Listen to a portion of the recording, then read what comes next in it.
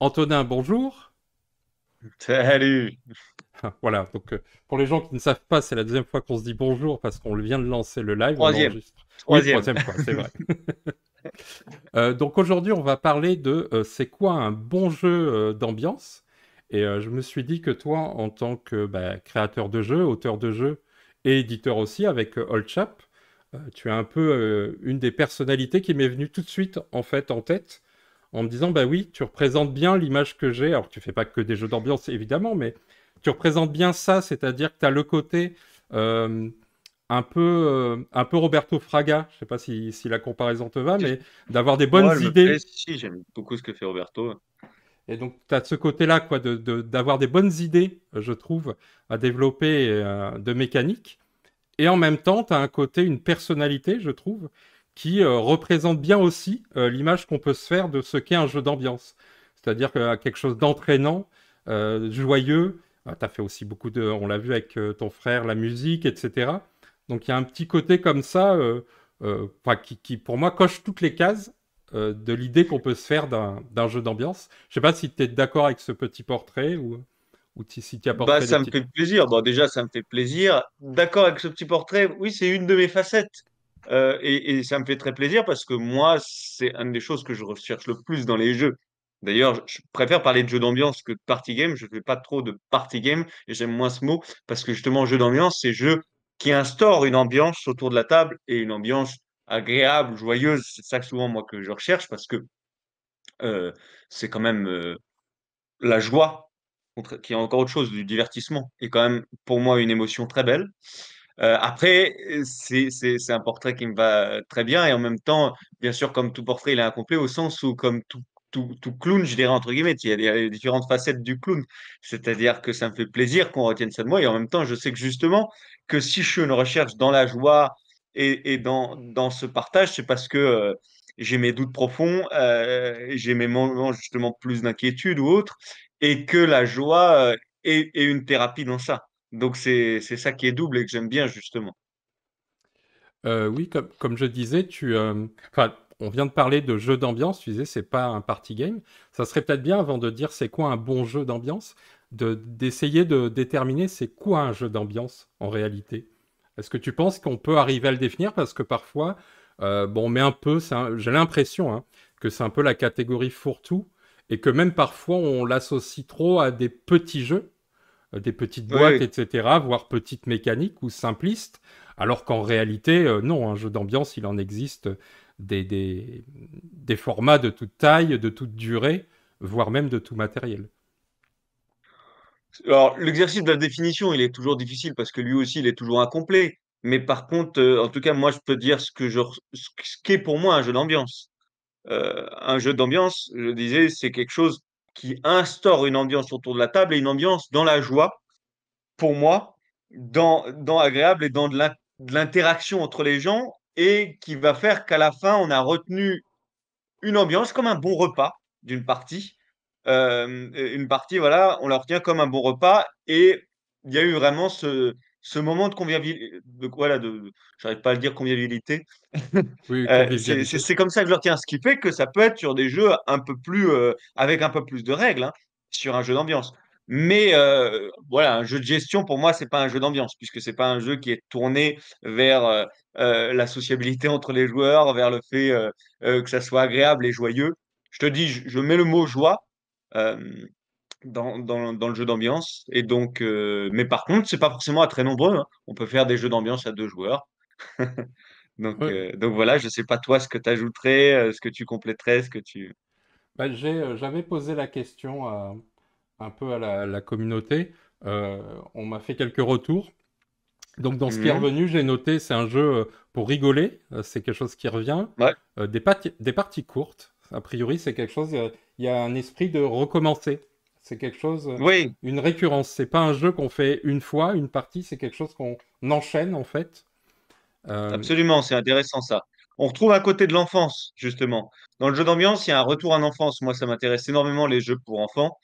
Et on dit souvent que chez l'enfant, le principe de répétition est presque plus important que le principe de plaisir, ou du moins il en fait très grandement partie. Et ben dans le jeu d'ambiance, je pense aussi. C'est une doudou, c'est une Madeleine qu'on revient. Et donc, on a envie de le recommencer. Effectivement, c'est quelque chose qui revient. Donc, je pense que là, même s'il y a des exceptions pour tout, l'idée de la partie courte est intéressante à retenir. Et le drôle, alors le drôle, je suis à la fois d'accord et en même temps, pour moi, on peut avoir un jeu d'ambiance, on va pas forcément rigoler. C'est là où je mettais plus la joie que le drôle. Euh, Parce que pour moi, il y a des jeux d'ambiance où on n'est pas forcément à éclipser des rires et c'est quand même un jeu d'ambiance. Oui, oui. Et d'ailleurs, on retrouve ça chez tous les enfants, ce côté raconter toujours la même histoire, revoir le même dessin Absolument. animé en boucle. Et il n'y a pas de lassitude parce qu'en fait, ce qui est recherché, c'est le plaisir déjà ressenti, en fait. Voilà, c'est ça, c'est le doudou. C'est ce moment justement qu'on retrouve, la répétition. Ah non, et je pense que dans le jeu d'ambiance, ouais, alors une répétition, justement, tout le travail de l'auteur, et c'est ça qui est intéressant, c'est que la répétition soit à la fois la même et différente. Comme cette phrase, l'histoire ne se répète pas, elle bégaye. Il Oui, faut que ton jeu d'ambiance, il bégaye. C'est-à-dire qu'il soit à chaque fois pareil et à chaque fois un peu différent. oui, il faut qu'il y ait une sorte de cadre, mais qui en même temps te permet de dérailler par moment pour te surprendre. Parce que c'est souvent ça, en fait, qui est agréable. C'est l'émotion qu'on n'a pas senti venir ou qui est différente de d'habitude, quoi. Tout à fait. Ce qui revient aussi, c'est le matériel. J'ai trouvé ça assez intéressant. On parle de Ah oui. ouais, matériel résistant, matériel agréable au toucher ou minimaliste. Euh, je ne sais pas si tu aurais associé toi forcément le jeu d'ambiance à du matériel. Alors, juste le dernier mot, minimaliste, oui. Ouais, C'est-à-dire que souvent, pas toujours, encore une fois, il faut toujours mettre des pincettes, mais l'épure permet d'aller directement au sel de cette joie, de cette convivialité, de cette interaction ensemble. C'est-à-dire, plus on enlève plein de facettes, plus on est directement ensemble. Donc, ça, je suis d'accord que souvent, des jeux d'ambiance, mes préférés, ils sont très épurés. Le matériel, le reste du matériel, moi, il y a des jeux d'ambiance. Donc, sur le agréable ou autre, bien sûr, c'est toujours mieux au toucher, c'est pas là ce que j'entends, le plaisir kinesthésique. Mais il y a une scénographie. Effectivement, on peut parfois créer une scénographie et dans le jeu d'ambiance, c'est important. Ça, j'y réfléchis beaucoup dans le jeu d'ambiance, dans le jeu pour enfants et dans le jeu d'ambiance pour enfants, parce que ça existe aussi. bien sûr. Euh, donc, ouais, je dirais un côté scénographique, ouais. Scénographique et pur. Euh, alors, ce qui est revenu, par contre, tu vois, c'est le grand nombre de joueuses et joueurs. Il y avait un côté comme ça où, a priori, la quantité euh, définissait l'ambiance, comme si un jeu à deux ne pouvait pas être un jeu d'ambiance. Est-ce que tu penses qu'il y a quand Ah, même un minimum de joueurs et joueuses? bah justement, moi je trouve que c'est là où en tant qu'auteur c'est intéressant et moi c'est ce que j'ai voulu tenter d'ailleurs avec des jeux comme Complice ou même Focus, qui pour moi sont des jeux d'ambiance tous les deux, même Focus, même si c'est justement une ambiance qui n'est pas forcément toujours dans l'éclat de rire. Donc effectivement, on a tendance à se dire plus on est de fous, plus on rit. Donc on a envie d'être nombreux et tout, et je suis d'accord que la majorité des fois, je l'ambiance se fait à plusieurs. Mais ça, je pense que c'est un biais de notre société. C'est-à-dire que même si c'est normal, c'est quelque chose qu'on recherche, pour moi, justement, on ne s'ambiance pas assez quand on est deux, quand on est en couple, et on reste trop dans quelque chose où on se dit, ah, quand on est deux, bon, bah là, ça doit être plat, et quand c'est la fête, là, je vais m'amuser. On peut mettre de l'ambiance dans le quotidien. Moi, tout seul, parfois, je me mets de l'ambiance, hein. Et donc, à deux, justement, au contraire, je trouve que c'est un défi extrêmement intéressant. Et je le vois d'ailleurs, pour être tout à fait transparent, dans les ventes de Focus sur les 2 dernières années, que c'était un endroit qui manquait clairement dans le jeu de société. Le jeu d'ambiance, style où tu vas te marrer, passer un bon moment, sourire à deux, bah en fait, on le recherche parce que justement, on a le droit de s'amuser aussi à deux, quoi. Oui, oui, c'est très vrai parce que pour montrer parfois un peu le décalage qu'il peut y avoir, mais en boutique, j'ai travaillé plusieurs fois et notamment au passe-temps, une des demandes récurrentes et pour laquelle on se moquait, et je fais mon mea culpa là-dessus, puisque je le faisais aussi, c'était on veut un jeu drôle et à deux. Et souvent, Voilà. le truc, on se disait, ben, en fait, drôle, c'est à plusieurs. Effectivement. Mais il y avait cette demande. Il y avait vraiment une appétence pour ça. Personne n'y avait répondu. Et moi-même, tu vois, en tant que joueur, ça ne me venait pas l'idée de, bah si, en fait, c'est possible. Et moi, ça a été un de mes chevals de bataille avec des co-auteurs, hein, justement avec Jules et Arthur quand on a travaillé sur Complus ou avec Romaric sur Focus. C'est justement d'aller dans ça. Moi, tu sais, souvent pour créer un jeu, je regarde ma ludothèque, Il y en a quand même pas mal maintenant. Et je me dis, où est-ce que pour moi il y a un manque, tu vois? Et là, il Ouais. y avait un manque. Et les ventes de Focus, par exemple, sont excellentes, même plus qu'on l'espérait encore, même si c'est un petit jeu, hein. Donc, comme c'est un petit jeu et que les auteurs touchent pas grand-chose, ben, euh, Oui, il faut du volume, c'est quoi. c'est- c'est pas ça qui nous rend millionnaires, hein. Mais, euh, mais par contre, en fait, justement, toutes les boutiques nous disent ce que tu as dit. De toute façon, on le conseille tout le temps parce très souvent, les gens viennent nous disent à deux, s'amuser, à jouer à deux, un truc tranquille, à deux. Et en fait, sinon, à deux, souvent, tu es dans de l'affrontement, de la réflexion. Et donc, ouais, je suis content même, tu vois, d'être allé dans la contrainte créatrice et d'être allé dans ce chemin-là. Et tant mieux parce qu'en plus, ça a permis que les jeux trouvent leur public. Oui, oui. Deux jeux en plus, Complice et Focus, qui sont vraiment, pour le coup, bien différents. Donc, ce qui montre aussi c'est pluriel, en fait. Il n'y a pas forcément une direction à prendre, mais plusieurs. Euh, Oui, c'est vrai qu'ils sont presque, tu as raison, ils sont très très différents. L'un est bruyant et un peu waouh, l'autre est très minimaliste. Bon, Complice a moins marché, mais ça pour d'autres raisons qui, je pense, des erreurs qu'on a fait avec Old Chap Editorial, notamment de prix et de taille de boîte, parce que ça a aussi une incidence, et d'épure. Tu vois, là, on revient sur le matériel d'avant, je pense que ça manquait un peu d'épure. Par contre, on a eu des super retours en public, et là, c'était l'importance. Mais c'est vrai que tu as raison de le souligner, c'est deux jeux à deux que j'estime, moi, d'ambiance. Il y en a qui diraient, je pense que Focus n'est pas ambiance, mais pour moi, c'est un jeu d'ambiance, et qui sont radicalement différents. oui, oui. Complice, où j'ai la chance d'avoir une petite boîte dédicacée, car c'est la première fois qu'il est sorti.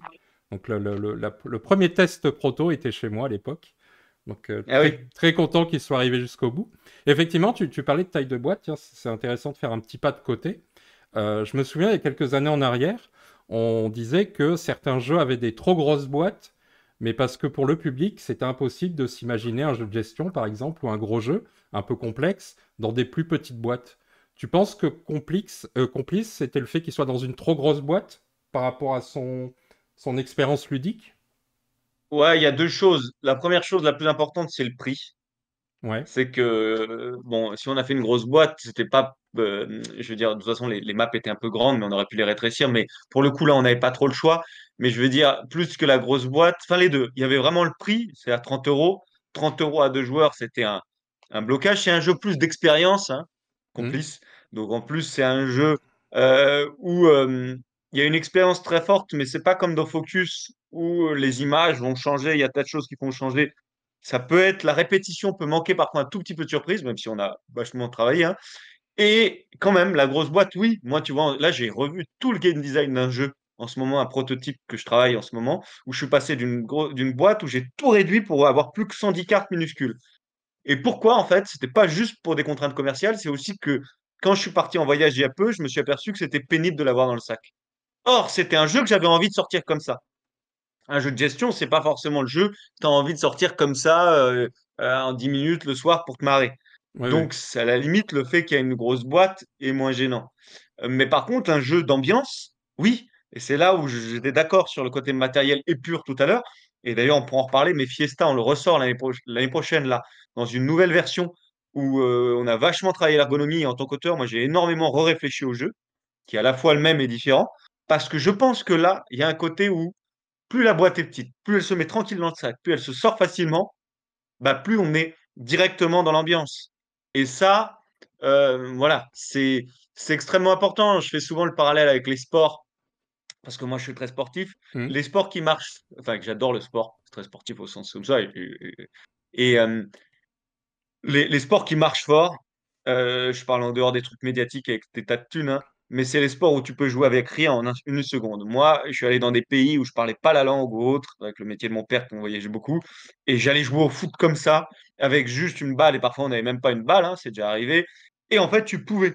Et c'est pour ça que le sport était, là, le foot était le jeu d'ambiance, parce qu'en plus, il était ludique. Alors que si je te prends par exemple, du tennis que j'aime bien, bah, va falloir tout un coup, avec une raquette chacun, la balle elle doit être bien tendue, le machin. Bah, tout de suite, c'est pas la même ambiance. Et ben le jeu, et je pense que Complice, il y avait ce problème-là, Bah, il fallait instaurer tout un cadre dans un certain lieu. Ton sac, si tu veux partir, il prend de la place. Enfin, voilà.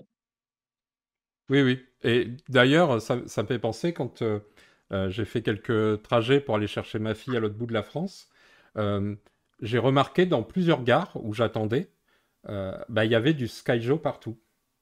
Ils étaient à Hmm. deux, à trois. On voyait bien que c'était et pas des jeunes, hein, c'était des personnes âgées avec leurs enfants, mais qui avaient notre âge, quoi.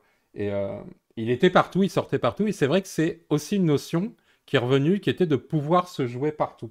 Oui, ça, c'est important. Ouais, ouais. Euh, une autre notion aussi. Tiens, je fais juste une petite digression. Je ne sais pas si tu avais vu passer le Ludisport. Ça te parle, la Fédération française de Oui, j'ai vu Ludisport? passer. J'ai vu passer, ouais. J'ai vu passer. Ouais. Alors, du coup, t'as pas trop vu le truc, mais qu'est-ce que t'en penses comme le jeu comme sport? C'est pas forcément ce qui m'intéresse parce qu'en plus, moi, si tu veux, je trouve que si je. Alors, je sais pas trop suivi l'e-sport, hein, Oui, mais oui. justement, l'endroit que je peux critiquer dans le sport, c'est la compétition. Or, le ludisport, si j'ai bien compris, justement, c'est beaucoup de prendre l'aspect compétitif pour faire des compétitions hautes, c'est ça, notamment, non? Oui, oui. J'avais vu. Ou je me trompe. Non, non, c'est ça, oui, oui. Il y a un côté. Ouais. Et ça, c'est ce qui me plaît moins. Parce que justement, moi, ce que je kiffe dans le sport, c'est le sport en lui-même, avec notamment le côté jeu, et c'est pour ça que c'est du jeu aussi, mais aussi l'activité physique, qui pour le coup, j'adore. Mais sinon, moi, je fais de moins en moins de compétition. Tu vois, je fais de l'escalade et de l'athlétisme, moi, maintenant. Et en fait, je fais plus de compète, pratiquement, j'en fais une par an au max. Quand l'enjeu prend le pas sur le jeu, ça me plaît moins. Et donc, le ludisport, pour moi, c'est une manière où l'enjeu peut prendre plus le pas sur le jeu, donc ça me plaît moins. Donc voilà, le versant du sport qui me plaît le plus, c'est pas la compétition, c'est le jeu et l'activité physique. Donc j'étais moins attiré par le e-sport. Oui, oui, moi c'est un peu quand on me demande de définir, tu sais, s'il y avait une ligne entre les deux, je dirais bah, qu'en fait, le jeu, c'est quand on décide d'être joueur, quoi, quand on décide de jouer, et le sport, c'est le reste, en fait. On peut très bien faire du sport avec un jeu de plateau, mais quand on décide de ne plus être dans un jeu. Et à ce moment-là, ça devient du sport, puisqu'on s'entraîne. Enfin, tu vois, c'est une autre démarche, je pense, intellectuelle et même physique, tu vois, d'engagement auprès de Je l'objet sais jeu. pas, tu vois, si je les différencierais au moins autant, moi. Moi, hein, de mon côté, je Ouais, pense ouais. que moi, je les différencierais. Le truc principal que je différencierais, c'est de l'activité physique. C'est-à-dire que le sport, l'activité physique et voilà, le corps est encore plus en mouvement. Et il y a des jeux qui font entre les deux d'ailleurs. Mais sinon, il y a des sports parfois où j'ai vraiment l'impression d'être dans un jeu de société, quoi. Oui, oui. Où je vais réfléchir à des tactiques, je vais mettre en place. C'est pareil, il y a un cadre, il y a une règle, il y a un temps. Euh, Après, par contre, mon rapport au corps n'est pas du tout le même et le rapport à l'institution, c'est là où par contre je vois peut-être ce que tu veux dire, c'est-à-dire parfois c'est beaucoup plus normé et institution et donc il y a un côté moins libre que le jeu. Mais dans le foot qu'on va faire comme ça au milieu de la rue et on va changer les règles peut-être au milieu, on va prendre quelqu'un, on va dire attends mais là toi, ok il y en a un de trop, donc toi quand on te fait la passe tu passes avec nous, mais si c'est l'autre équipe qui te fait la passe c'est toi qui passes. Ah c'est du jeu, hein, c'est pas pour rien qu'on a le même mot, hein, tu vois. Oui, oui, On bien joue. sûr. Allez vas-y viens on va jouer quoi. Oui, oui. Et d'ailleurs, pour finir la digression, il y a quelque chose que j'ai remarqué qu'on peut trouver dans le sport ou dans certains sports ou activités d'ailleurs ludiques, c'est le fait de rajouter ou d'enlever des personnes en fonction de la tactique ou de nos besoins. Et c'est quelque chose qu'on n'a pas dans le jeu de société, par exemple. On a ça au niveau macro, c'est-à-dire qu'on va augmenter nos capacités de jeu ou nous les enlever. Souvent, on est plutôt le joueur est éliminé, mais on n'a pas ce côté de gestion de joueurs autour d'une table qui est cette possibilité d'en enlever ou d'en rajouter en fonction des besoins d'un jeu. Je ne sais pas si peut-être c'est normal que ça n'existe pas parce que ça serait pas pertinent, mais la Je dernière fois je pense me faisais que cette réflexion. Ouais. ouais, c'est vrai, tout à fait. Après, ça, c'est un côté du sport parfois moins agréable, c'est que bah, parfois, tu es en remplaçant et donc tu peux pas jouer. Or, l'idée du jeu de société, souvent, c'est d'inclure tout le monde. Par contre, on pourrait quand même réfléchir à parfois des équipes tournantes. Et parfois, dans le jeu de société, et parfois, tout à coup, des choses qui vont changer ou hop, ah, bah, pour les besoins, celui-là, il va passer dans notre équipe. Et moi, j'essaie de réfléchir en ce moment, alors c'est encore autre chose, mais à des jeux, entre guillemets, parfois souples. Là, j'en bosse un à ce moment-là qui va se faire avec prétexte. Euh, où en fait tu peux accueillir des joueurs au milieu de partie. Et ça, c'est agréable aussi. Quand tu as des joueurs où tout à coup, et ça fait penser un peu au sport, c'est ah non, j'ai pas envie de jouer. Et en fait, je vois que le parti est cool, ou je vois que là, à côté, ça s'amuse et je peux me rajouter. Ça, j'aime bien le travailler. Et dans le jeu d'ambiance, justement, on revient à notre cheval de bataille. Je pense que c'est une force. Si ton jeu d'ambiance peut accueillir des gens comme ça, bah souvent même, je dirais que c'est presque une compétence, je dirais pas obligatoire, mais très importante que le jeu d'ambiance puisse se jouer sans y être dans la partie. Moi, je me rappelle de moments magnifiques de Fiesta où l'agent de sécurité à Toulouse jouait à côté sans jouer vraiment, mais en se faisant ses déductions dans la tête et en rigolant avec nous. Euh, et quand il y a cet espace-là, ça veut dire que justement, bah, l'ambiance, elle sort un peu du jeu, quoi. Oui, oui, c'est quelque chose qu'on... Enfin, moi, je me souviens, ça faisait partie des arguments. À l'époque, Fiesta n'était pas encore sorti, mais c'était Imagine de Ouais. Cocktail. Et Ah c'était le bah ouais. côté, bah ça serait idéal parce que même le tonton qui est un peu ronchon, qui veut pas jouer, bah en fait, il va finir fatalement par lui aussi faire ses propres déductions, participer et s'inclure de lui-même, en fait, dans quelque chose qui, à Absolument. l'origine, refusait d'y participer, quoi.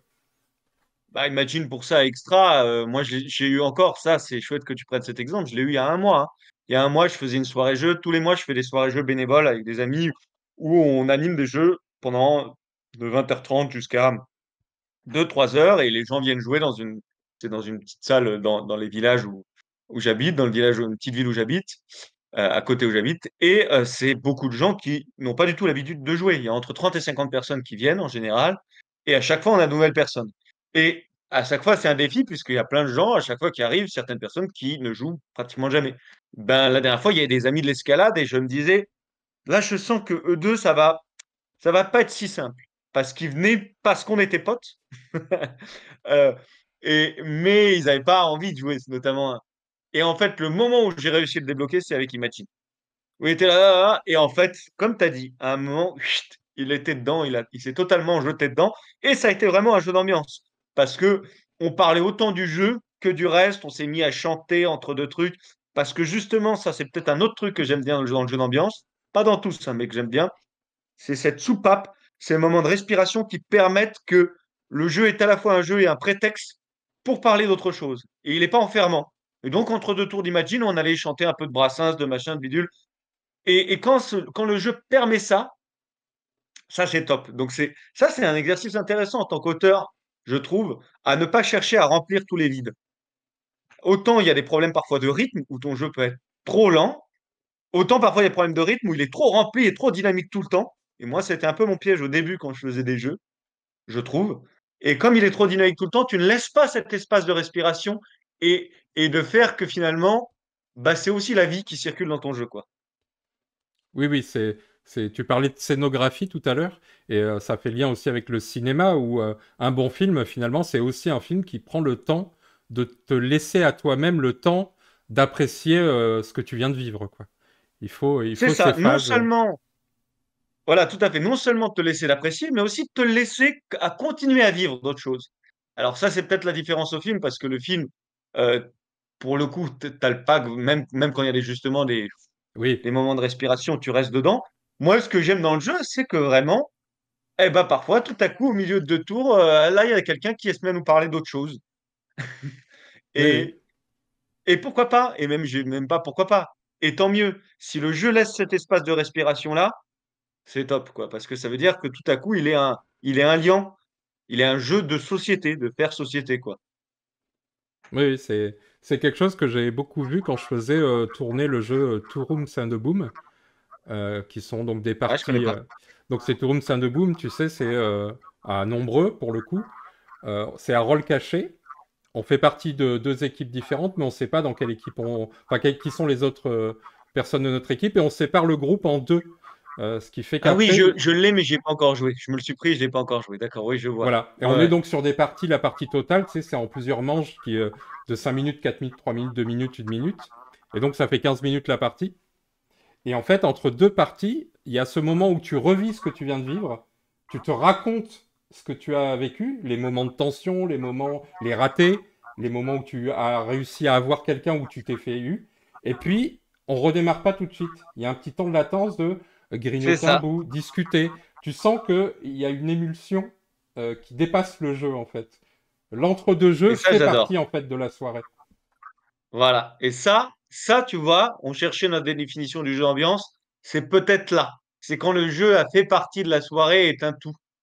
Et donc, justement, il a permis cette ambiance-là. C'est génial. C'est pour ça que moi, j'adore les jeux de débrief. J'appelle ça les jeux de débrief, c'est-à-dire où le moment d'après, Fiesta ou Focus, par exemple, c'est le cas, hein, Ouais. est plus important encore que le moment que tu as passé. Oui. Oui, parce que même dans Fiesta, il y a une petite partie, tiens, d'ailleurs, c'est une bonne question, si on est dans la définition du jeu d'ambiance, mais aussi du bon jeu d'ambiance. Dans Fiesta, il y a une partie, entre guillemets, alors, c'est pas morte, c'est pas le bon terme, mais silencieuse, je dirais. C'est le moment Ouais, où tu crées, tu es en train de faire tes mots. Euh, Est-ce que c'est dangereux ou pas, par exemple? bah, c'est volontaire. Et je pense que c'est toute une alchimie, mais qu'il faut ça. Enfin, pour moi. C'est-à-dire, justement, c'est le petit temps de d'entrée. Tu vois, c'est comme quand tu vas à la piscine. Au début, si tu vas directement dans le grand bain, il fait froid et tout, c'est chaud, c'est dur, quoi. Enfin, c'est justement, c'est froid. Tu sais pas, t'es pas forcément avec tout le monde, ou je prends autre chose, ou quand je m'échauffe à l'escalade, j'aime bien les métaphores du sport, hein. Oui, Euh, si je m'échauffe pas, je vais me blesser. Ce petit temps, il est tranquille, la fiesta, tu démarres, tranquille, t'écris, il n'y a pas de souci, t'inquiète pas, tu t'es pas habitué à jouer. Là, tu vas être dans ton coin. Hop, et puis là, ensuite, après cette phase-là, tu commences à faire tes déductions et tout à coup, ça explose. Et cette entrée en matière, cet échauffement et en plus cette mini frustration générée, elle est dangereuse parce qu'il ne faut pas qu'elle dure trop longtemps. Mais je pense qu'à Fiesta, elle est plutôt bien gérée, même s'il y a des petits trucs d'ergonomie justement là que j'ai retravaillé là. On a retravaillé et que en tant qu'auteur, j'ai retravaillé plus précisément pour l'année prochaine parce qu'il y avait des choses justement au niveau du matériel, notamment dans le comptage de points, qui cassaient un peu ça. Mais oui. bref, pour revenir, c'est périlleux, mais en même temps, c'est ça qui fait que si tu y arrives, pour moi, que c'est excellent. C'est cet espace-là de hop, c'était doux et boum, ça explose. Si tu es à fond direct, ça va vite retomber, en fait, je trouve, souvent. Oui, oui. Et je trouve que ce qui fait une force, bah, comme Fiesta par exemple, parce que c'est à mon sens un bon exemple, mais qu'on peut retrouver dans beaucoup de jeux basés justement sur la création individuelle et qui après se retrouvent dans le collectif, c'est aussi le fait quand tu as trouvé un bon mot, que tu as fait quelque chose, tu sais, tu es dans l'excitation d'attendre le moment de la révélation, de voir l'impact que ton mot Voilà. va avoir sur les autres. Il y a aussi ce côté-là qui fait que tu restes quand même dans une dynamique de jeu. Et Euh, ça, c'est très agréable. Et ça, ouais. c'est parce qu'il y a de l'interaction. Et ça, c'est super agréable de se dire, ah, j'ai envie de voir ce que ça va faire. Ça, cette émotion-là, moi, je l'adore. Mon action individuelle dans le collectif et la surprise. Là, je travaille sur un petit jeu sur enfant sur ça. Le truc de surprise, tu vois, on en parlait. Pour moi, dans un jeu d'ambiance aussi, c'est extrêmement important. Qu'il y a un moment de surprise. Il faut toujours qu'il y ait des moments de surprise. C'est tellement beau. Oui, oui. D'ailleurs, ça me fait penser, c'est comment il s'appelle, I Am Banana, qui est, euh, Ouais. qui est presque la version ultime de ça, quoi. Puisqu'on est en même temps dans la création, donc j'ai envie qu'on voie ma connerie, et en même temps, il faut pas qu'on la voie. Ouais, ouais, alors I Am Banana, c'est très particulier. Alors, il est un petit peu moins grand public, même si il y en a beaucoup, beaucoup qui s'en saisissent, ça me fait plaisir, parce que lui, l'entrée en matière est un tout petit peu plus, allez, on y va. Et en même temps, ce pas de côté qui fait qu'il faut pas qu'on le voit, fait que ce n'est pas un jeu de, ah, on fait n'importe quoi. Et donc, ça fait que comme tout le monde doit être discret, ça se crée une espèce d'entre-deux. Moi, je la compare souvent, I Am Banana, à la scène de la grande vadrouille dans les bains turcs. Oui, Je sais pas si tu vois ce oui, moment-là où oui, ils se cherchent tu tous, foires tout. ils peuvent pas être voilà, voilà, ils peuvent pas être clairs et en même temps faut qu'ils se trouvent. Et cet entre-deux, il est très drôle. Donc I Am Banana, ouais ouais, t'as vraiment ce truc-là de et cette surprise permanente qui crée une tension. Et alors pour le coup, la répétition aussi qu'on dit I Am Banana, c'est je répète, on répète, mais à chaque fois avec des différences.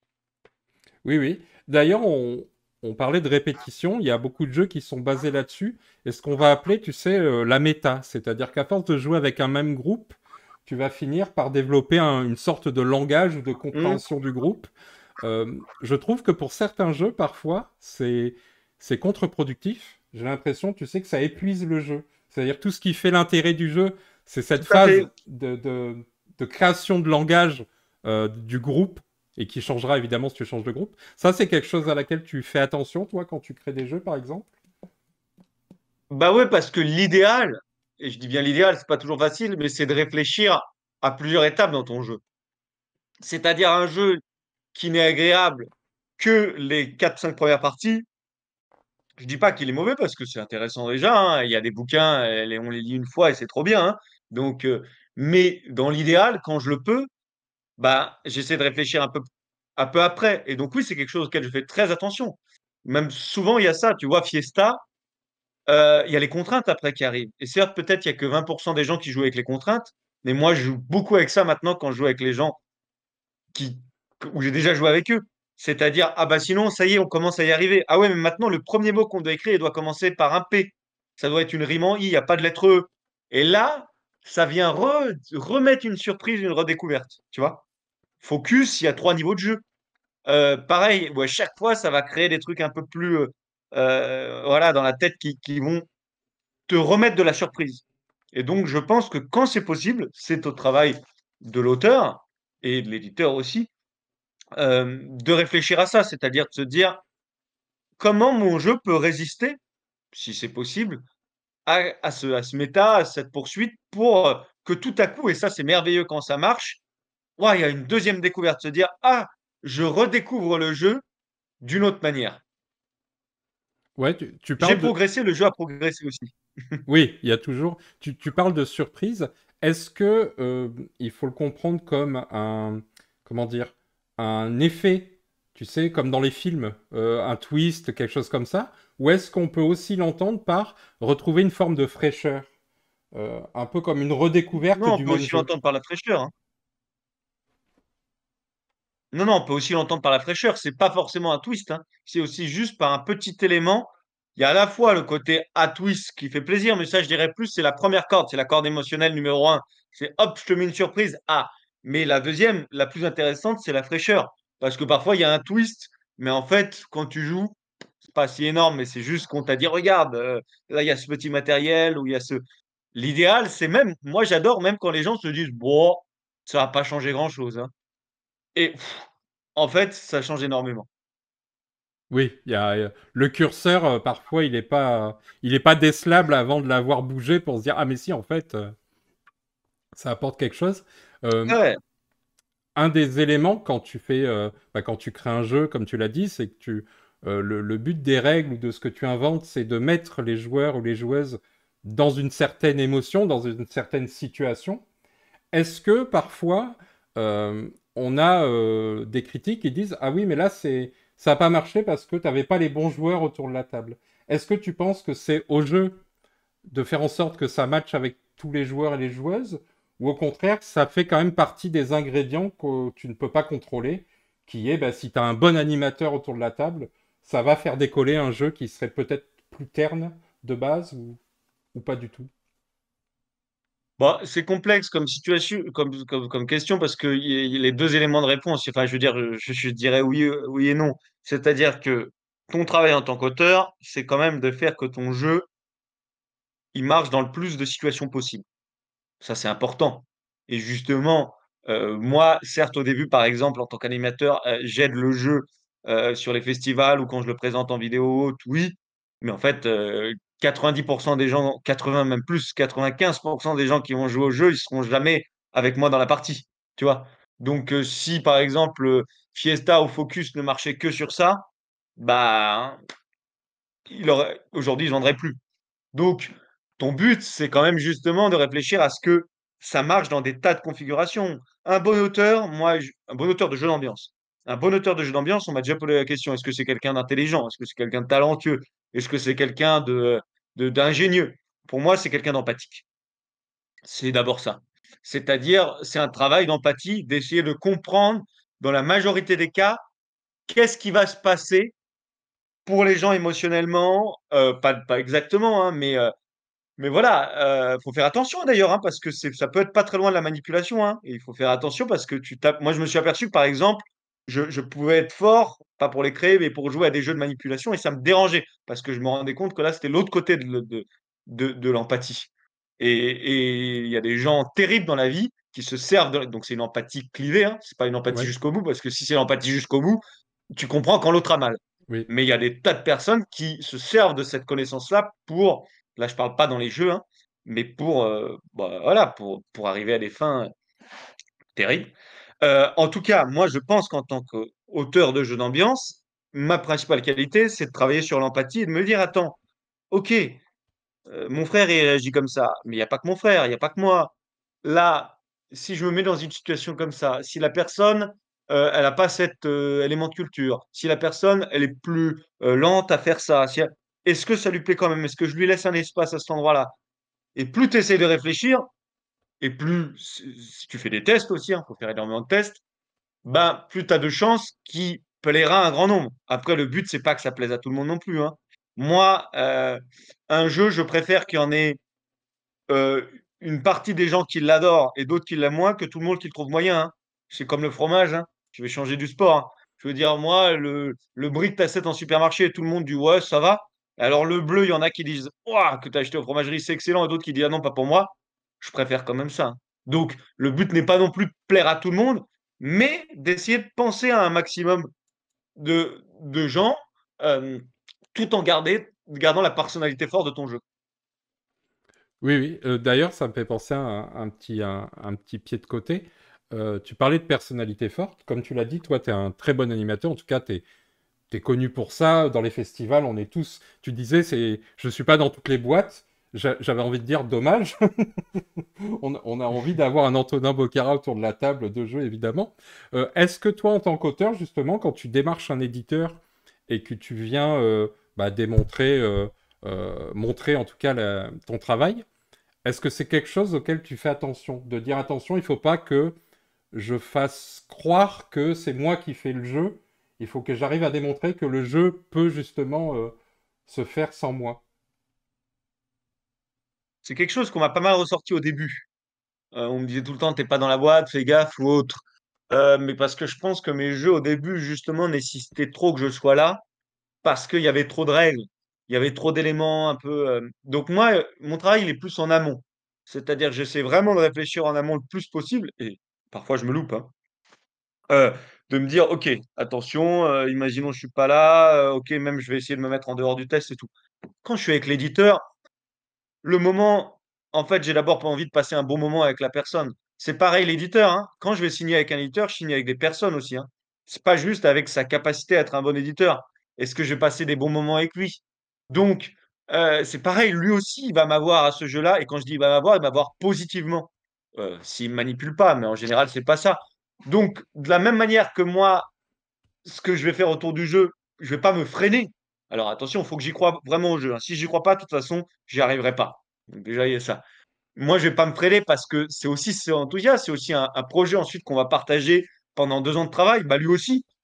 Ensuite, dans ma décision de travailler avec lui ou pas, bah, c'est aussi sa capacité à être dans l'ambiance.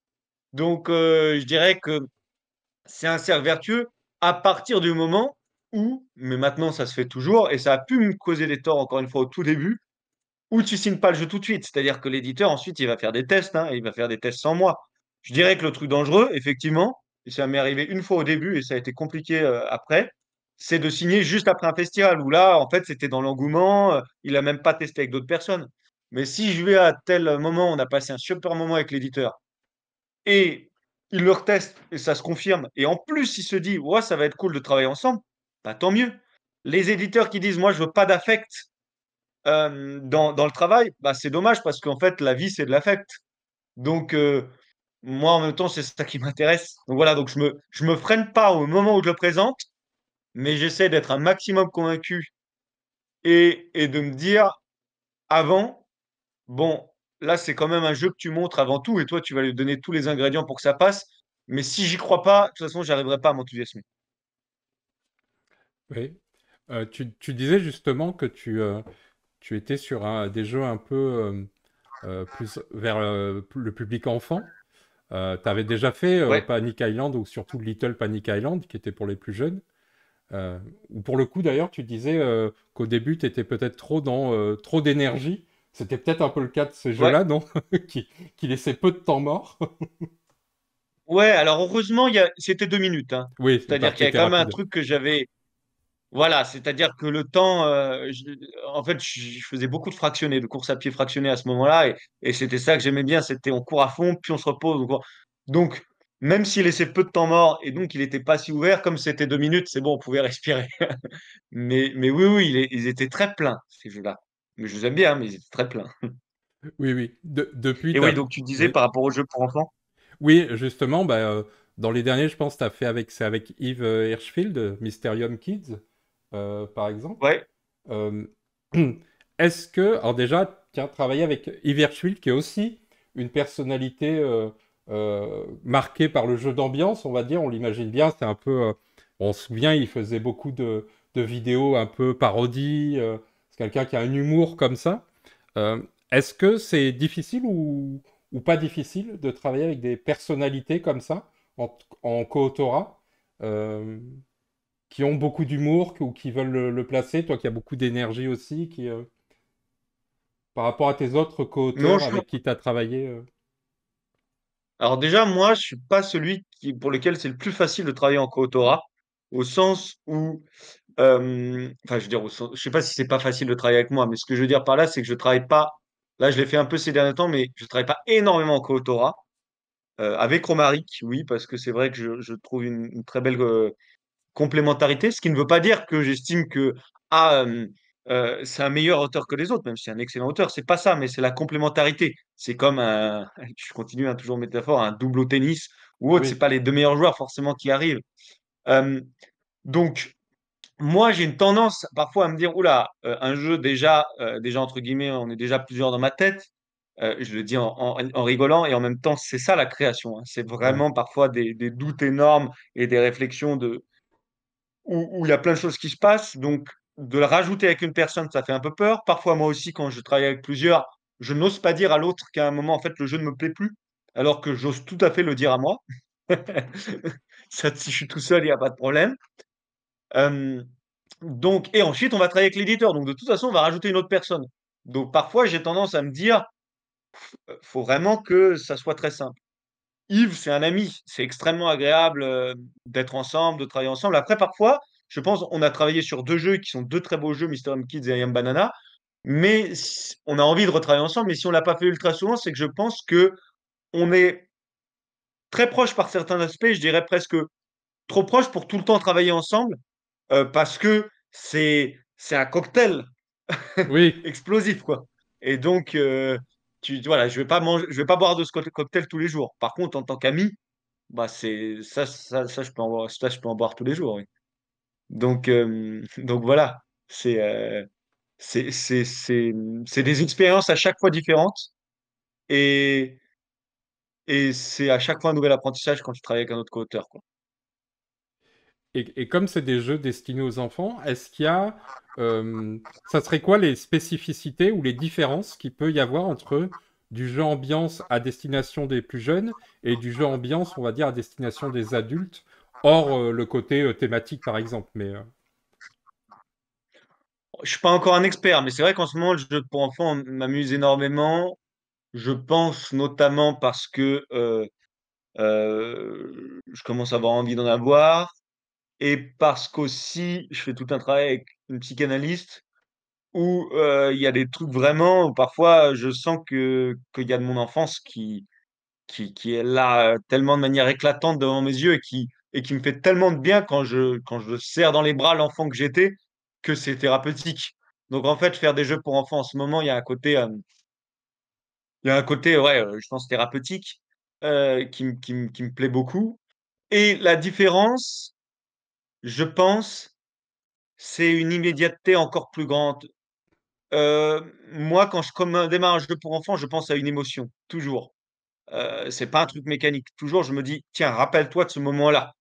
Euh, Par exemple, pour Puzzle Aventure avec Romaric, c'était rappelle-toi du moment des puzzles et où tu étais ouais. frustré à la fin de ton puzzle et tu étais là, on m'a arnaqué.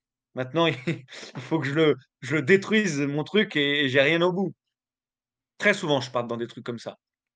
Et Ensuite, tu as un travail d'épure qui est encore plus grand et qui te laisse pas le droit à l'erreur, mais qui est en même temps magnifique. Les choses doivent être très immédiates, très surprenantes. Ah, il y a d'autres trucs, on pourrait dire, entre guillemets, c'est plus facile. Justement, le problème de la répétition est moins grave que dans le jeu adulte où tu as énormément besoin de réfléchir à comment tout le temps surprendre quand même si on se répète, mais il faut surprendre. Là, non, il y a un côté doudou qui est encore plus fort. Mais voilà, il y a une immédiateté et la scénographie est encore plus importante. Et ça m'éclate. Là, on a signé un jeu avec Romaric qui est un peu avec voilà, une tour AD où on s'en sert de manière assez particulière pour un tower défense. Et en fait, quand je le mets autour de la table, là j'ai un autre jeu sur lequel je travaille, boum, les enfants déjà ils viennent voir. Et ça veut pas dire forcément d'ailleurs matériel. Alors oui, il y a un côté Fraga parfois, parce que oui, parfois il y a quelque chose de beau et de surprenant, mais ça veut pas dire d'ailleurs forcément, et je dis pas que Fraga fait ça, hein, mais mettre plein de plastique ou autre, hein. Tu peux être quand même dans des matériaux simples et des choses entre guillemets assez simples, mais avec une scénographie belle. Et voilà, je pense que les jeux pour enfants me font encore plus toucher du doigt les purs que j'adore, toucher du doigt la scénographie et l'émotion. En fait, ça vient tout recentrer. Et surtout, le truc le plus important pour moi, pourquoi je me tourne vers le jeu pour enfants en ce moment, d'ambiance, hein, plus effectivement, du jeu pour enfants ambiance, je dirais, euh, c'est que je trouve que dans la création adulte, en ce moment, on est dans une tendance du marché que je trouve, j'aime pas parler de marché, mais malheureusement, c'est comme ça, justement, que c'est en train de s'instaurer, ça me plaît pas, trop lisse, où on veut de plus en plus de choses enfin, on veut, ouais, ça crée un truc, beaucoup de choses très ressemblantes. La place à l'originalité est plus dure. Et dans le jeu pour enfants, on me laisse faire ça. On me laisse faire des choses si je le montrais en adulte, on me dirait oula, oula, oula.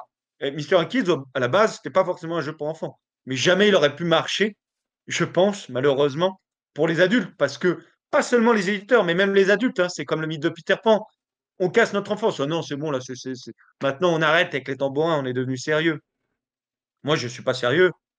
Ou alors je suis sérieux, mais très enfantin. Et cette place de liberté-là, elle me permet de continuer à vouloir faire des jeux. Alors que c'est vrai qu'en ce moment, sinon, parfois, tu vois, s'il n'y avait pas cette envie de faire des jeux pour enfants, et justement de me permettre ces rayons de folie, ça serait moins là, quoi.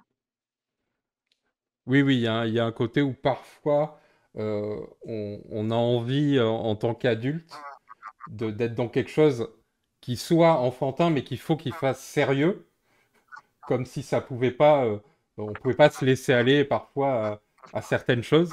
Là où les enfants sont peut-être moins exigeants là-dessus, ils sont plus exigeants, comme tu le disais, la mise en scène. Je trouve ça très intéressant, enfin la scénographie, parce que justement c'était quelque chose que je voulais aborder dans d'autres vidéos. Mais quand tu parles de scénographie, toi, qu'est-ce que tu entends? Est-ce que c'est le fait d'être autour de la table, par exemple, avec l'ouverture des clapets dans Fiesta? Est-ce que c'est la manière dont les joueurs doivent se positionner? Qu'est-ce que tu entends, toi, dans cette scénographie? Il y a plusieurs éléments, mais effectivement, déjà, avant d'arriver sur la table, quand tu as sorti le jeu, il y a déjà quelque chose qui s'installe. Les crânes de Fiesta, déjà, ils instaurent quelque chose, de par les illustrations, mais aussi de par qui se remet. Il y a quelque chose, et pourtant, c'est du carton, c'est tout, hein. Ouais, ouais. Ce qu'on Donc, peut appeler la promesse? moi, je trouve ça toujours intéressant quand tu as. Pardon? Ce qu'on peut appeler la Tu disais? promesse dans un jeu? Quand on arrive avec une boîte, on se dit, tiens, il y a une promesse qui est, ça va nous faire rire, ou ça va être ça? Il peut y avoir de la promesse, mais pas que. C'est aussi vraiment, c'est pour ça que je parle de scénographie, comme quand le rideau s'ouvre et ça y est, je suis transporté dans un monde, tu vois. Bah ça, j'adore. Et c'est les illustrations, mais pas que. En tant qu'auteur, même avec un proto tout moche, tu peux y arriver. Parce que tu as placé ça à tel endroit, tu mets ça au centre, il y a tel regard, t'orientes le regard. Ça, c'est la première chose de la scénographie. Et c'est pas forcément la promesse. Il y a une part de promesse, hein, mais il y a aussi juste une entrée dans le monde, quoi. Et donc ça, c'est même avant que le jeu démarre. Et après, quand le jeu démarre, ben, c'est aussi quand le jeu démarre, il y a des tas de choses qui se passent, justement, de tout à coup, comment les choses vont évoluer, tu sais, il y a ces jeux-là où parfois, tu as presque envie de prendre des photos, et pas forcément des vraies photos, c'est des photos mentales, hein, et ça, c'est les plus belles, dans la tête à la fin, parce qu'il y a quelque chose. qui s'est passé. Il y a les côtés scénographiques d'ouvrir le crâne. Ça, c'est la scénographie aussi. C'est-à-dire, tout à coup, hop, je révèle. Et vraiment, c'est révélé. Personne ne savait avant ce qu'il allait avoir. Donc, il y a un petit cadeau. C'est comme si on ouvrait un cadeau. Voilà. Moi, j'essaie de penser à des émotions comme ça, en fait, quand je crée des jeux, hein. Je me dis l'ouverture d'un booster. Qu'est-ce que c'est? C'est énorme quand j'ouvre les boosters Magic. Et là, je me suis remis juste au Seigneur des Anneaux, là. Et c'est énorme comme sensation. Bah, ça, c'est scénographique, en fait, là. Enfin, j'appelle ça comme ça, hein, en tout cas, hein, Oui, mais oui. cette ouverture-là, et ben, c'est pareil. Même si, attention, faut pas le faire que comme dans Magic, où là, c'est un peu taureau d'un côté de produit. Mais comment remettre des omissions, parfois, juste dans des mouvements, du matériel, une mise en espace. Voilà, pour moi, c'est mise en espace, matériel et disposition. Je dirais la scénographie.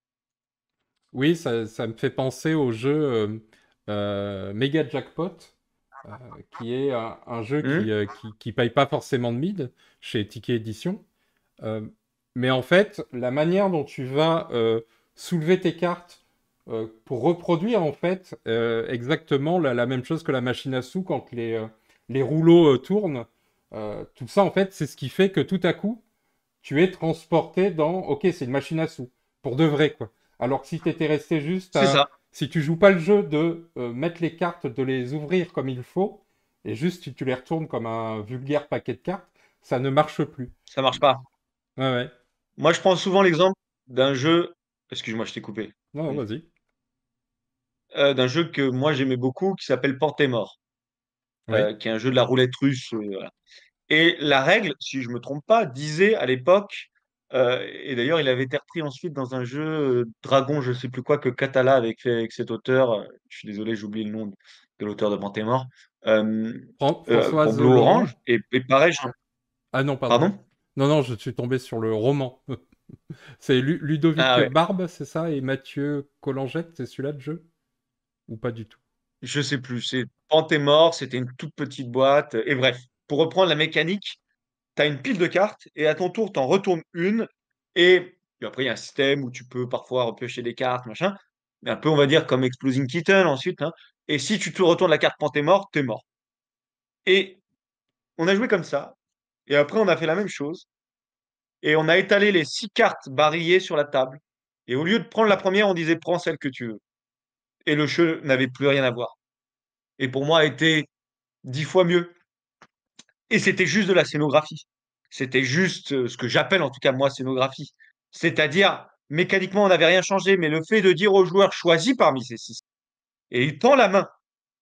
Et il fait l'action de tendre la main, il retourne celle-là, et boum, il meurt, il dit mince, j'aurais dû aller à côté. Et la pression, la tension qu'il avait quand il a choisi, elle était extraordinaire. Quand il retournait la première carte du paquet, il y avait beaucoup moins de choses.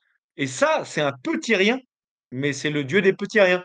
C'est un petit rien qui peut faire passer un jeu dans une autre dimension.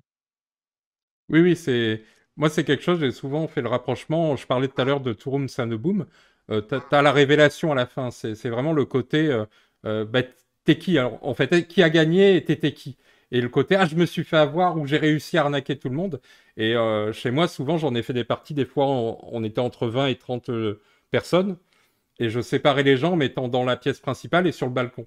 Et je disais toujours, bah à la fin, à la révélation, essayez de pas trop gueuler, quoi, parce que les voisins, mais c'était impossible. Dès qu'il y avait la révélation de, alors, oui, il est où le président? Il est là. Et où est le bombeur? Il est là. Et tout de suite, il y avait des cris de joie ou de, ah non, tu m'as eu. Il y a ce côté aussi qu'on peut retrouver dans Skyjo. Souvent, les gens le critiquent, mais en réalité, Oui, oui. une de ses forces, c'est qu'on retourne une carte et pouf, il se passe quelque chose. Il y a un événement, il y a une surprise. Comme tu dis, il faut qu'il y ait Oui, oui, tout à fait. et ça passe par la scénographie, la mise en scène, puisqu'en fait, c'est un peu ça, un auteur de jeu, c'est une sorte de C'est un réalisateur. metteur en scène. Ouais, très C'est à bien. la fois un metteur en scène, mais également un scénariste. Mais justement, il ne faut pas qu'il oublie son côté metteur en scène. Oui, oui. Tout en laissant quand même une part de liberté, ou en tout cas un semblant de liberté, il faut qu'il y ait ce ressenti-là pour que les gens puissent quand même s'y amuser, en fait. Ah, bien sûr, mais c'est ça le bon metteur en scène, hein. C'est pas quelque chose de trop fermé. Il faut toujours laisser une ouverture au regard Et justement, c'est là le principe du jeu et de ce média génial qui est là, les gens même vont être à l'intérieur, de liberté. Il faut pas l'enfermer. Eh ben, je pense qu'on a fait un peu le tour du sujet. Je ne sais pas si toi, tu vois encore d'autres aspects qui mériteraient être abordés. Non, non, moi ça me va très bien, c'était très intéressant, j'aime bien en plus, toujours ça permet de clarifier des choses en nous, de refaire des points et puis les questions que enfin, que tu posais étaient très intéressantes. Donc non, moi ça me va très bien comme ça, c'est bien, ça me donne de la nourriture pour la journée, pour la Ouais. semaine. Du coup, une Ouais, c'est ça. dernière petite question. Alors, j'espère qu'elle sera pas piège, mais est-ce que pour toi, quel est le ou les quelques jeux qui sont vraiment les meilleurs jeux d'ambiance, ceux qui t'ont, en tout cas toi, que tu as les plus beaux souvenirs d'ambiance? Non, elle est pas piège parce que je vais t'en répondre. Tu m'aurais dit le meilleur, je t'aurais dit que c'était un piège parce que j'ai du mal avec la notion de meilleur, comme je l'explique souvent dans mon rapport au prix, où moi je suis contre les prix ludiques. De dire ça c'est le meilleur, je trouve que c'est pas sain et que c'est faux, alors que par contre de faire une sélection et de dire voilà les jeux de l'année, ceux qu'on vous recommande, les X, ça je trouve ça pertinent. Ça c'était ma petite parenthèse. Et j'en reviens à la question que tu poses, c'est pareil, si tu me dis dis-moi une sélection des jeux qui t'ont le plus marqué en ambiance. Au contraire, j'aime beaucoup cette question. Moi, je te dirais Codename, qui pourtant parfois peut être austère ou autre, mais j'ai eu des souvenirs incroyables, notamment par ces endroits de respiration qu'il laisse, justement. Mais Codename, j'ai eu des moments extraordinaires, y compris à deux, d'ailleurs, pas avec Codename Duo d'ailleurs, mais avec Codename normal dans sa variante à deux, qui est peu connu, mais moi que j'aime bien. Ouais. J'ai eu des moments très beaux sur Top Ten, qui Ah pour moi oui, est un formidable jeu d'ambiance. Voilà, où vraiment, ça, là, pour le coup, le rire est très présent et c'est pas toujours facile d'avoir du rire aussi direct, beau et pas non plus dénué de sens. Dans Top 10, on rit pas juste parce qu'on a écrit quelque chose, tu vois, à des jeux que j'aime pas comme Blanc Manger Coco où on rit parce que c'est fabriqué. Non, non, on rit de quelque chose qui s'est passé, d'une mauvaise compréhension, d'une interprétation, d'une création. Donc Top 10, ouais. Si je Codename, peux juste te couper 2 secondes.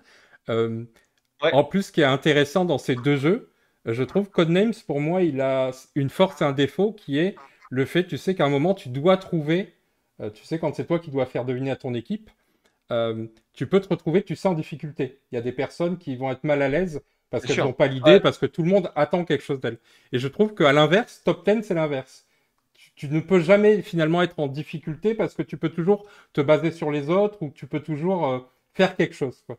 Euh, ce qui est Oui, vraiment oui, même si intéressant le top dans... 10, par contre, pardon, Non, vas-y, vas-y. non, top 10, inversement, au sens où il n'y a pas de jeu parfait, même si c'est un Oui, jeu que j'adore, inversement, je l'ai vu avec des gens où c'était un peu plus dur parce qu'ils demandent quand même une expression plus grande. Et ça peut faire peur quand Codename demande moins. Donc, je l'ai déjà vu, mais justement, encore une fois, faire un jeu parfait, ça serait une mauvaise idée. Parce que ça voudrait dire qu'il n'est pas de relief et donc qu'il manque voilà, de caractère. Mais ouais, tous les deux, ce que j'aime bien justement, c'est qu'ils sont très différents. Donc je peux te sortir ces deux-là. Je réfléchis, tu vois, je regarde un petit peu dans mes jeux. Ça, c'est deux super souvenirs. Un troisième souvenir particulier d'ambiance. Et alors pour le coup, là, c'était vraiment d'expérience parce que j'y joue une fois de temps en temps. C'était Escape, la malédiction du temple. Alors pour le coup, c'est un jeu extrêmement rempli parce que là, tu as peu d'espace, mais comme il est court, 10 minutes, ça va. Et là, c'est la première fois où j'ai eu la sensation d'être pris dans le jeu, mais j'avais l'impression d'être Jumanji. Et c'était extraordinaire. Et on rigolait. Et dans le coopératif. Dans le coopératif. Voilà. Donc ça, c'est trois jeux extrêmement différents d'ambiance. Codename, Top 10, Escape la malédiction du temple, qui tous les trois ont marqué ma vie ludique et ma vie tout court, hein. Eh ben, merci beaucoup, Antonin. Et puis, ben, hâte. Tiens, on est juste avant Cannes, c'est dans moins d'un mois. C'est quoi ton actualité Ouais. à Cannes cette année? Mon actualité à Cannes cette année, bah, ça va être d'abord de passer un bon Cannes parce que c'est jamais trop facile parce que c'est quelque chose de très très intense. Donc ça va d'abord être ça mon actualité. Ouais, Mais parce mon que tu as les deux actualité casquettes. ludique, là hein, Tu as les deux on casquettes, a on a un petit, auteur-éditeur. oui, C'est ça, j'ai les deux casquettes auteur-éditeur. Avec Old Chap, un jeu où je suis en co-auteur avec Paul-Adrien Tournier et Jean-Baptiste Rémaud qui s'appelle Avant-Après, qui est illustré par Martin Wittberg, qui est justement un jeu d'enquête d'ambiance. C'était ça l'idée, un jeu d'enquête d'ambiance. Donc, le jeu d'enquête, c'est pareil, c'était un constat. Est-ce qu'on l'a bien fait ou pas? Ça, on verra. Mais c'était un constat que je m'étais fait qu'il y a des tas de jeux d'enquête, mais c'est souvent des choses assez sérieuses. Et moi, j'avais envie d'un jeu d'enquête, enfin, et pas moi seulement, hein, justement, là, c'est un travail où on a été plusieurs co-auteurs dessus, mais de s'amuser dans un jeu d'enquête et d'être dans on se marre et un jeu de gag. Donc voilà, et avec Martin Wittberg, pour ça, c'était assez génial. Donc ça sort pas à Cannes, mais on aura euh, une enquête de démo qu'on va donner, qu'on a imprimé à, je sais plus, à pas mal à quelques milliers d'exemplaires pour les donner aux gens, pour qu'ils puissent jouer, pour qu'ils puissent découvrir. Et ça me fait plaisir comme défi. Voilà, ce nouveau défi de prendre un jeu et de se dire comment on en fait un jeu d'ambiance. Peut-être qu'un jour, je prendrai le jeu de gestion et j'essaierai de faire un jeu de gestion d'ambiance. Voilà, là, c'était prendre l'enquête et en faire un enquête d'ambiance. Pareil, des choses assez surprenantes, c'est pour plus tard, mais à Toulouse, je vais avoir un jeu d'extérieur-intérieur, un peu à la type Mulky, qui est Ouais. donc clairement dans le truc ambiance, mais qui se joue aussi en intérieur, qui est avec Banjo, anciennement le droit de perdre, qui ont fait Link City, là, qui est super, et avec qui j'ai fait, avec Yves Hirschfeld, I Am Banana. Bah là, ça s'appelle les Swoobies, c'est avec des frisbees pour chiens. J'en ai fait Ok. des Oui, frisbees c'est un jeu que tu nous avais avec de fait la essayer, corde. non? Est-ce que c'était le jeu, C'est un jeu, pardon? Est-ce que c'est un jeu où tu nous avais fait essayer, non? C'était à l'époque, je crois que c'était des scoops volantes qui se posaient les unes sur les autres. Exactement, exactement. Il a pas mal changé. Le matériel est plus d'ailleurs écologique puisque c'est plus du plastique. Mais oui, oui, oui, en fait, le passe-temps en plus a une histoire assez particulière avec ce jeu. Et donc, c'est eux qui l'avaient, avec qui je leur ai montré d'abord. Ils en ont même fait déjà deux vidéos. Et c'est aussi avec leur enthousiasme que ça m'a donné envie de poursuivre à fond ce jeu. Donc voilà, donc là, ça c'est pareil. C'est un truc d'ambiance un peu particulier qui va sortir dans l'année. Et peut-être qu'ils montreraient un à Cannes, ça je ne sais pas. Et sinon à Cannes, ben, j'arrive avec pas mal de jeux d'ambiance, je dirais, pour enfants, avec pas mal de jeux pour enfants dans la besace en prototype et que je vais montrer aux éditeurs. Et ça, c'est toujours excitant parce on va voir ce que ça a donné ce travail-là. Voilà. Et puis pareil, un autre jeu d'ambiance sur lequel j'ai travaillé un peu et que je viens de signer. Mais pareil, c'est pour dans longtemps, mais avec un jeu que j'ai maison d'édition dont j'ai adoré le jeu cette année avec Prétexte qui ont fait Deux pommes trois pains. Où moi je leur ai dit bah voilà ils ont fait du mobile à pointe en jeu de société, un jeu Oui. d'ambiance autour des jeux de mots. Alors moi mon jeu c'est pas du tout ça, c'est un jeu assez différent. Euh, à nouveau un jeu avec du quiz mais totalement décalé. Mais voilà un autre twist de jeu d'ambiance. Donc je travaille toujours sur ces questions-là pour les enfants ou pour les grands enfants, Oui. les enfants qui se croient sérieux et, et on va voir ce que ça va donner. Eh ben, très bien. Merci beaucoup, Antonin. Bah, merci à toi, hein, c'était cool cet espace justement d'ambiance, on pourrait le dire, De bonne Euh, ambiance. puisqu'on a quand même rigolé, on a quand même passé un beau moment agréable et joyeux, donc on a fait voilà, de la vidéo d'ambiance, on va dire. Euh, ben, merci à toutes les personnes qui étaient là. Désolé, hein, comme j'ai qu'un écran, c'était compliqué de voir les gens qui arrivaient et qui repartaient. Et puis on se retrouve très prochainement. Ciao, ciao. Ciao!